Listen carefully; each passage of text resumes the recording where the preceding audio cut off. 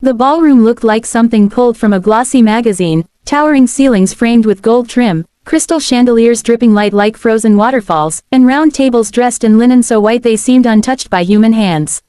Soft orchestral music drifted through the air, almost drowned out by confident laughter and the constant clinking of glasses.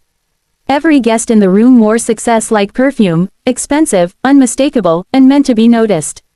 This banquet was not about food. It was about power. Men in tailored suits leaned close to one another, speaking in numbers that sounded casual but carried the weight of millions. Women in elegant gowns smiled politely while mentally calculating alliances. Journalists hovered at the edges, waiting for a quote that could turn into tomorrow's headline. At the center of it all sat Victor Hargreave, the billionaire everyone had come to see. His presence alone bent the room toward him, conversation subtly shifting whenever he moved, laughed, or raised his glass.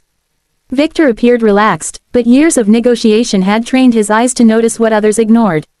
He noticed who laughed too hard, who nodded too quickly, who pretended not to be watching him. He also noticed the staff, the waiters and waitresses who drifted through the crowd like ghosts, trained to exist without being seen. Most of them did exactly that. Except one. Lena adjusted her grip on the silver tray as she stepped onto the ballroom floor. The tray carried champagne flutes, each filled to the exact level she'd been taught. Her back was straight, her steps measured, not hurried. While other servers moved quickly, nervously trying not to interrupt important conversations, Lena moved with a quiet confidence that came from long practice. She knew how to pass without brushing a shoulder, how to pause just long enough to be useful without becoming noticeable. Her uniform was simple. Black dress, white apron, but it was clean, neatly pressed.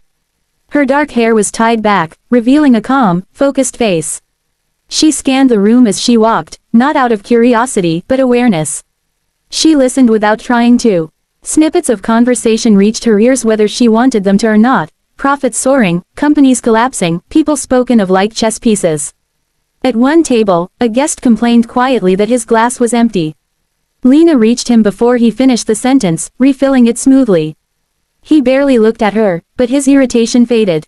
At another table, a woman frowned at the arrangement of silverware. Lena replaced it before the woman could call her over. No words were exchanged, no thanks offered. She didn't mind. Lena had learned long ago that dignity didn't require recognition. Victor noticed her when she stopped beside a table of loud investors. One of them gestured impatiently for wine, speaking over her as though she weren't there. Lena waited, expression neutral, eyes steady. When he finally paused to breathe, she poured the wine carefully, not a drop wasted. The man resumed talking without acknowledging her. Lena gave a small nod and moved on. Victor watched all of it. There was no resentment on her face. No forced smile, just quiet control. Interesting, he thought. As Lena continued through the room, the weight of the evening pressed gently against her chest.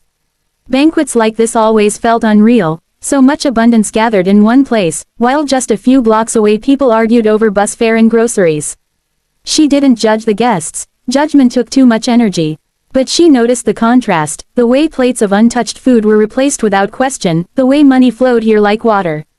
She had grown up learning how to stretch a single meal into two, how to make things last. Watching half-eaten dishes disappear felt strange, like watching time itself being wasted. When she reached Victor's table, her attention sharpened. Everyone knew who he was. His name alone could change lives, for better or worse. Serving him required extra care. She approached with the same calm professionalism she offered everyone else, her tray balanced, her posture steady. Just as she began to step away, Victor raised his hand. Not sharply, not rudely, simply enough to stop her. The conversations around the table faltered. Nearby guests sensed something unusual happening and leaned in slightly, pretending not to listen. Victor looked up at her, studying her face as though she were an unexpected variable in a familiar equation. "What's your name?" he asked. The question was simple, but it carried weight. Powerful people rarely asked names unless they intended to remember them. "Lena, sir," she answered. Her voice was clear, neither timid nor bold. Just honest. Victor nodded slowly. "You've been watching this room all night," he said. It wasn't an accusation, it was an observation. Lena hesitated for the briefest moment, then replied, "It helps me do my job well." A faint smile touched Victor's lips. He leaned back slightly, fingers resting on the edge of the table. "Let me ask you something, Lena." A ripple of curiosity spread through the guests nearby. Some smiled knowingly, expecting a joke. Others anticipated a test. If you had all the money in this room, Victor continued, his voice calm but loud enough to carry, every dollar, every investment, every asset, what would you do first? The question landed heavily in the air. Lena felt dozens of eyes turn toward her.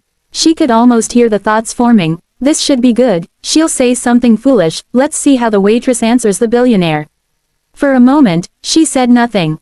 She looked around the ballroom, really looked. At the chandeliers sparkling overhead. At the polished shoes and diamond earrings. At the smiles that didn't quite reach people's eyes. She noticed how tightly some guests held their glasses, how often others checked their phones, as though afraid of missing something more important elsewhere.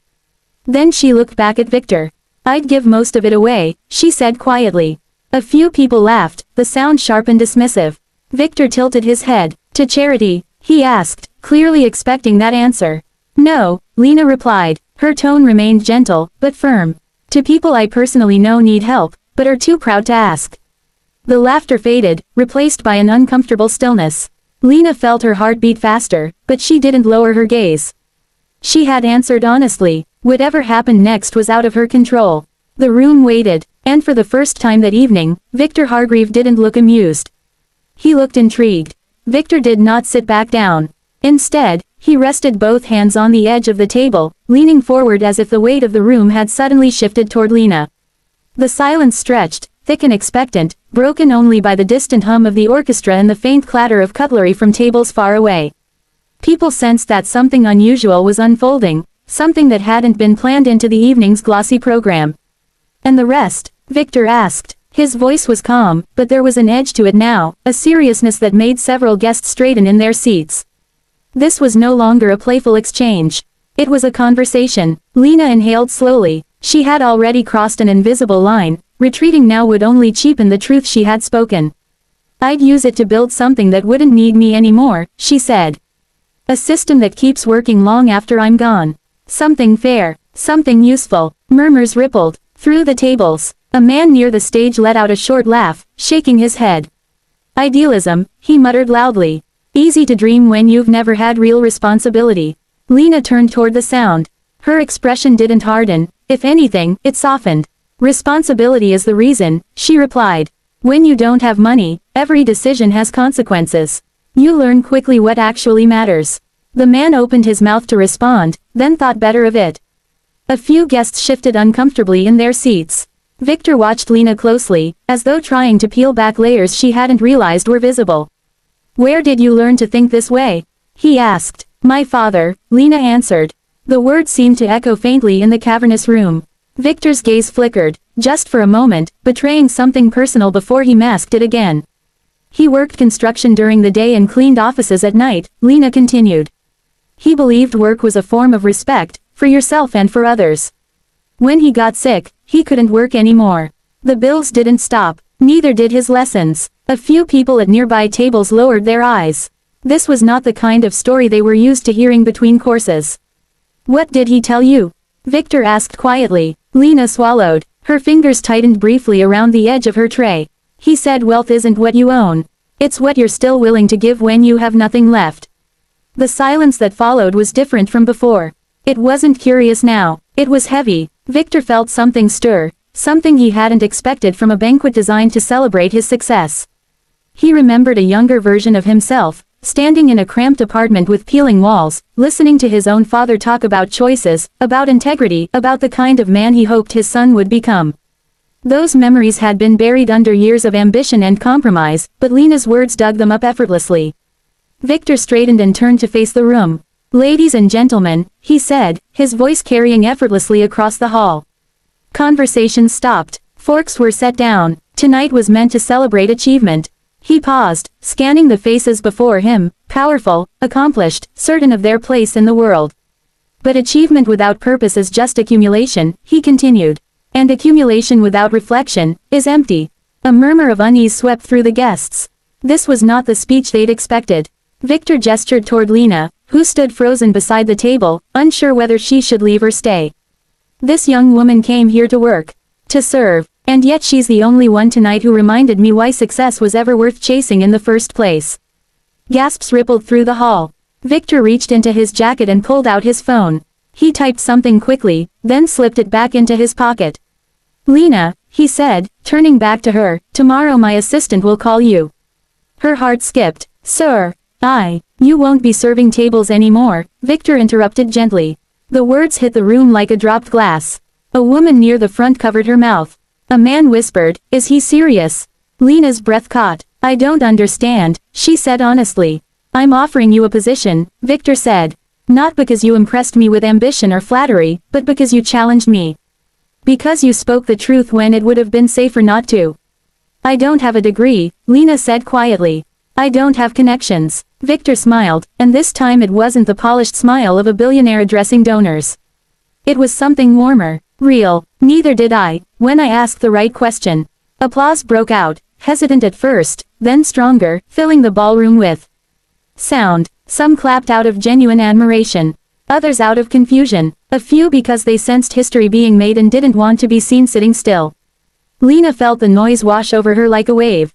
Her hands trembled slightly. All she had done was answer honestly. She hadn't asked for anything. She hadn't imagined this outcome. Yet somehow, everything had changed. Victor leaned closer and lowered his voice. "You'll start by observing," he said. "Listening, asking questions. The rest can be learned." Lena nodded slowly. "Thank you," she whispered. "I won't waste the chance." "I know," Victor replied. As the orchestra resumed and the guests returned, reluctantly, to their conversations, something fundamental had shifted in the room.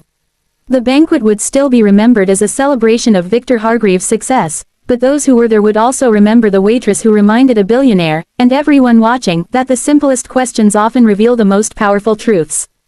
And for Lena, as she stepped away from the table, her tray now forgotten, she realized that one honest answer had not only changed her own future, but had quietly altered the course of a man who thought he had already reached the top.